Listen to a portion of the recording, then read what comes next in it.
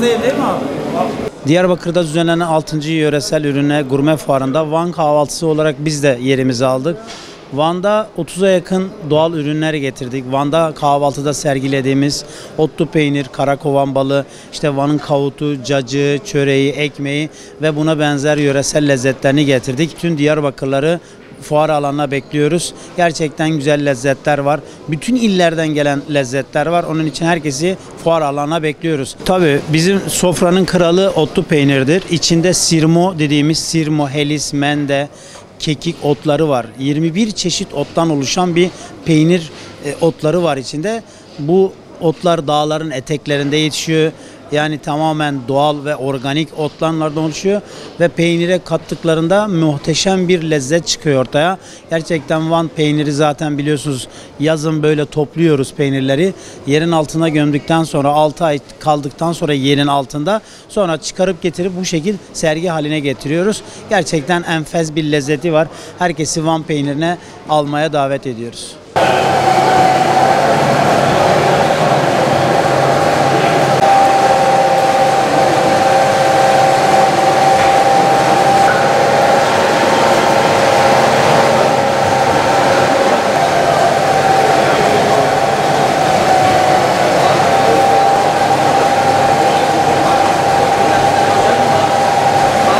Biz Bursa Orhan Gazi'den geliyoruz. Standımızda görmüş olduğunuz çeşitlerin %80'i kendi bahçelerimizin üreni. Bunların özelliği nedir? Yüzyıllardır Bursa Gemlik bölgesinde zeytin yetiştiriciliği yapılır. Bahçelerimizdeki fidanlar daha tazedir. Daha olgun ağaçlarımız vardır. Çeşit çok fazladır. Bizim zeytinlerimiz bu bölgelerin zeytinlerine göre biraz daha yağlıdır. Hem yurt içine hem yurt dışı pazarlara sürekli zeytin ihracatımız var. Zeytin göndeririz. Burada görmüş olduğunuz ürünlerin %70'i bu senenin ürünler. Yeni ürünler. Buraya gelmeden önce bahçeden toplanmış, hasatı yapılmış ürünler. Biz buraya hem Diyarbakır halkına ucuz zeytin satalım, hem tanıtımımızı yapalım. O amaçla geldik. Şu an fiyatlar da hemen hemen maliyet fiyatlarına yakın. Bundan önce Van'daydık, daha önce Urfa'daydık. Diyarbakır'a ilk defa geliyoruz. Bugün 3. günü. İlk 2 gün beklediğimiz bir yoğunluk olmadı açıkçası. Bakalım Cuma, Cumartesi, Pazar önümüzdeki 3 günlük süreçte nasıl bir yoğunluk olur, insanların katılımı nasıl olur, bu önemli. Biz de onu bekliyoruz şu an.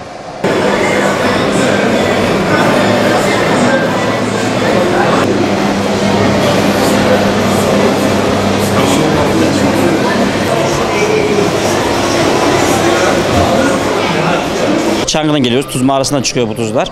Bunlar kalp, damar şekeri, tansiyona çıkıyor geliyor. Taş değirmeninde direkt öğütüyoruz zaten. Tamamen doğal. Yani vücuda bir zarar vermeyen, ödem yapmayan tuzdur. Tuz lambalarımız var. Astım, bronşit, nefes darlığı, baş ağrısı, öksürüğe çok iyi gelir. Rahat uyku sağlar, stres azaltır. Tuz sabunlarımız var. Sedef, egzama, sivilce gibi cilt sorunlarına çok iyi geliyor. Ayak tuzumuz var. Ayakta mantar, koku, kaşıntı, yorgunluk, şiş, ateşi alıyor. Ayaklara tuz. Hepsi doğal tuz. Bizim Çankırı'dan geliyor. Zaten meşhur oldu.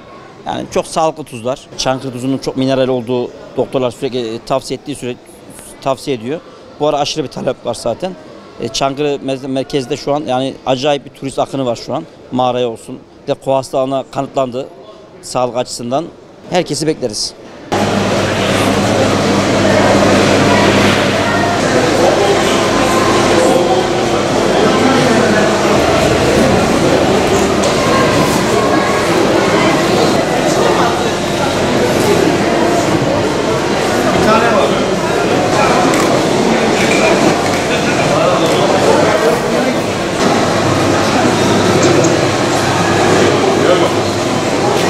Buraya Gümüşhane'den katılıyoruz. Ezmelerimiz safi fındıktır, katkısızdır. Pekmezlerimiz var. Yine keçi boynuzu pekmezimiz, dut pekmezimiz, gan yapar, can yapar. Fındık, fıstık, krema, kuşburnu, kızılcık, erik. Burada da ballı muskalarımız, sarmalarımız var. Cevizli kömelerimiz aynı şekilde, pestillerimiz mevcut. Öncelikle Diyarbakır halkı tatlıyı seviyor. O yüzden rağbet var. Kadınlar elleriyle sarıyor bunu. El işçiliğidir, fabrikasyon değildir. Tamamen kadın emeği vardır.